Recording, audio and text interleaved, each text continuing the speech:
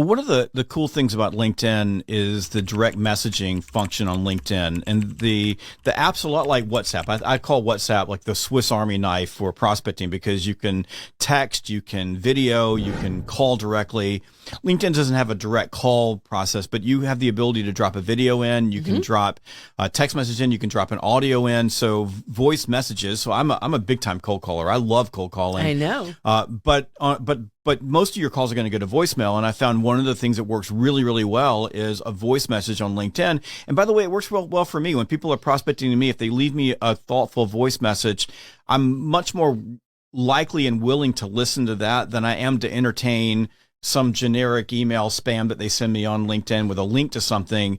The voice message is personal and it feels good. And same thing with the LinkedIn video. A lot of people don't realize that you can just go to the LinkedIn direct messaging app that's right on your phone and click a button and you can just shoot a video and send it directly to your prospect, and just how powerful that is in terms of connecting with people. But when we think about LinkedIn as a tool, as a platform for salespeople, I think I said this to you before.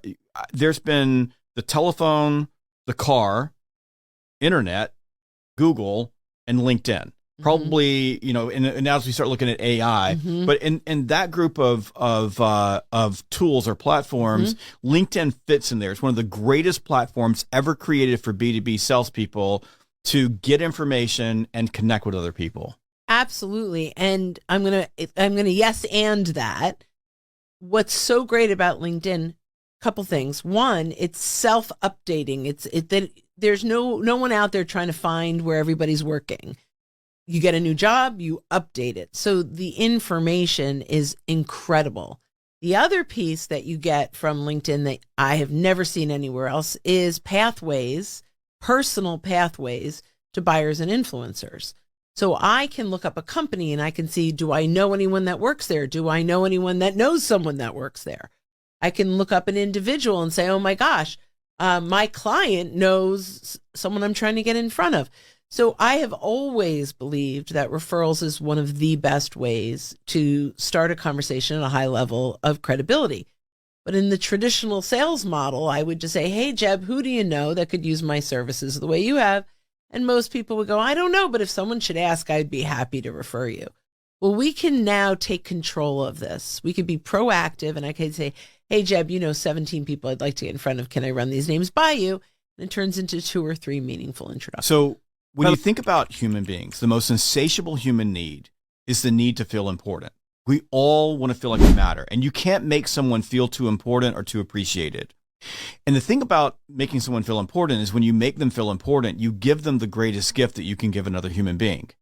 And when you give someone a gift, they feel a need to reciprocate. Doesn't mean that they always will. So if you walk in with this idea that I'm going to do an interview and then they're going to reciprocate by buying something from me or meeting with me, that's really a self or a premeditated resentment, right? I don't want to do that. I want to walk in with the sincere desire to listen and learn more about them. Right. So, but the easiest way to make someone feel important is to sit down and let them talk. Absolutely. So if you think about a podcast where you sit down and you interview someone, just like I've been interviewing you, and you're able to talk about your expertise and people are paying attention to you, you feel good. Like it makes you feel great. Yeah. It releases endorphins in your brain.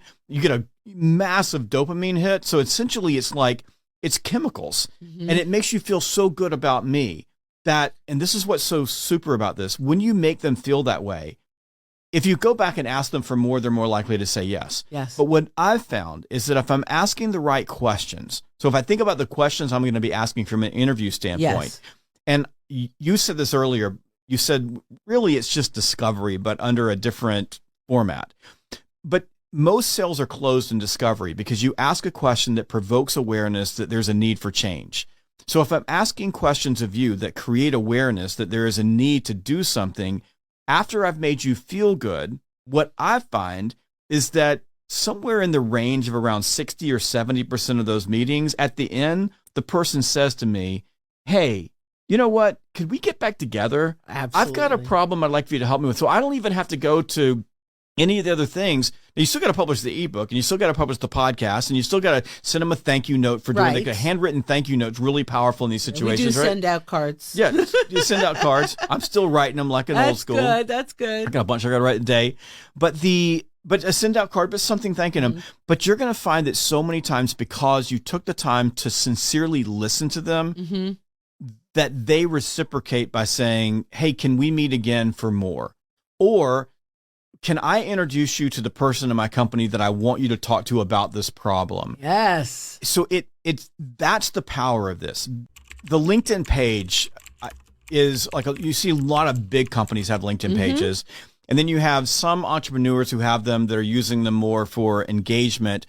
In your teaching, the way when you work with other companies, what are some of the things that companies should be thinking about in terms of LinkedIn page? Should you have a LinkedIn page? Yes. And how should you use a LinkedIn page to both build your brand and engage an audience? So it is a great question. And I actually think that the LinkedIn pages are completely underutilized by middle market. So yes, everyone should have one for lots of reasons. The lowest level reason is so that your logo is on your page, right? But now you click through and say, what's there? Well, there are things that we could do as company pages that is not really appropriate as an individual. So for example, I win an award. I'm not going to go, "Oh, look at me, I won this award." Maybe I would, but a lot of people wouldn't. But if the company page says, "Congratulations to our CEO for winning this award," I can respond with, "Aw, thank you so much for your kind words." And I'm not coming off as a braggart. The company can. I often look at our profiles like we are attending a trade show conference, business card exchange, and we're talking with someone, we're building rapport, we're bringing value, we're offering insights. And then they say, "So tell me a little bit about what you do." And I grab their hand and I walk them over to our company page. The company page can pitch. The company page could talk a lot about launching new products. And then as an employee of the company page, I can engage. And so it's a way that we're not coming off spammy, but we want to tell the world what we're doing. So I think that's important. Couple more things that you could do. You can create a live event on a company page and actually have a registration page that you can't do individually. So if you don't have, like we do it through Zoom and we get registrations that way, so we know who's showing up. But if someone doesn't have the infrastructure to do that, from the company page, they can actually get leads. And the company page can do polls and then send it out to the sales reps and say, reach out to some of your prospects, see how they vote on this. And then it's a hub of where a poll lives. They can have newsletters and all kinds of other things. The key is that there's consistency. When you start out, you don't have a lot of followers, and it's much easier to get a connection than a follower of a company page.